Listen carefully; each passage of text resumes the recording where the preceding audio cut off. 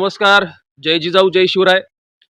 आज या ठिकाणी सकाळी सकाळी पाण्याची मोटर चालू करण्यासाठी मी आलो होतो. माझ्या पाठीमागे बघू शकता कशा पद्धतीचं वातावरण आहे.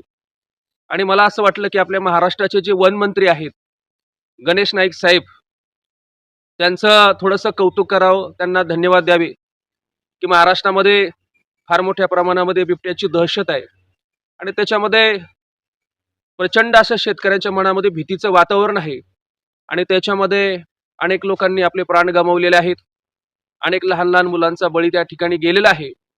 खऱ्या अर्थानं त्या आईला काय वाटलं असेल हो, की तिचं छोटंसं लहान बाळ त्याने अजून विश्व सुद्धा पाहिलं नाही आणि ते बाळ सुद्धा त्या बिबट्याने नेलं.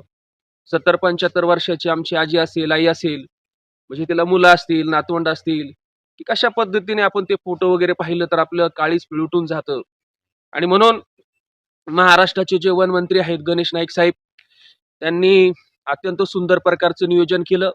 त्याबद्दल त्यांचं मी असं मनापासून धन्यवाद व्यक्त करतो. खरंच त्यांची जी बुद्धिमत्ता आहे ना ती फार सुंदर आहे आणि फार अप्रतिम आहे, की त्यांनी म्हटले की बिबट्या 4 लोकांना खाणार आहे. मग ते 25-25 1 कोटी आपल्याला त्या ठिकाणी खर्च येणार आहे. ते 1 कोटीचे शेळ्या मेंढ्या घेऊ आणि ते रानामध्ये सोडून देऊ. म्हणजे बिबट्या येईल आणि खाईल. म्हणजे आपला प्रश्न जो आहे तो म्हणजे असा कायमस्वरूपी सुटून जाईल.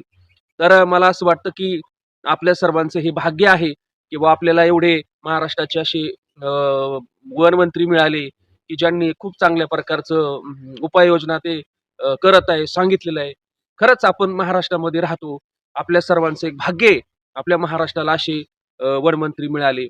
तर मला असं म्हणायचंय की एखादा माणूस मंत्री असेल, जबाबदार व्यक्ती जर बालिश जर असेल आणि त्याने जर अशा पद्धतीच्या म्हणजे बालिश म्हणायचं आता हे अति बालिशपणाचंच लक्षण झालं. तर मला असं वाटतं की नाही हा प्रश्न सुटू शकत आणि लोकांचे प्राण देखील वाचू शकत नाही. अशा बालिश बुद्धीची लोक जर प्रशासनामध्ये असतील आणि ते जर मंत्री असतील, आज आपल्या काय भावना काय आहेत? इथं शेतामध्ये रोज पाणीची मोटर चालू करण्यासाठी येत असताना भीती वाटते.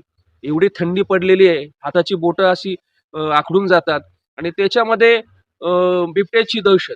रोज असं मरण यातना शेतकरी सहन करत आहे. महाराष्ट्र हैराण झालेला आहे या बिबट्यामुळं. आणि एवढी दहशत असताना, एवढ्या सगळ्या गोष्टी असताना, अरे छत्रपती शिवरायांनी हा महाराष्ट्र उभा केला. अ, अनेक मावळ्यांनी आपलं रक्त सांडलं. कोणाचे हात तुटले, कोणाचे पाय तुटले. इतक्या भयानक परिस्थितीमध्ये स्वराज्य उभं राहिलं आणि महाराष्ट्रामध्ये एक मंत्री अशा पद्धतीचं अगदी बोलत आहे. म्हणजे मला असं वाटतं आता पायामध्ये माझ्या काही नाही मारून घ्यावा का काही स्वतःला, असं या ठिकाणी मला झालेलं आहे. आणि म्हणून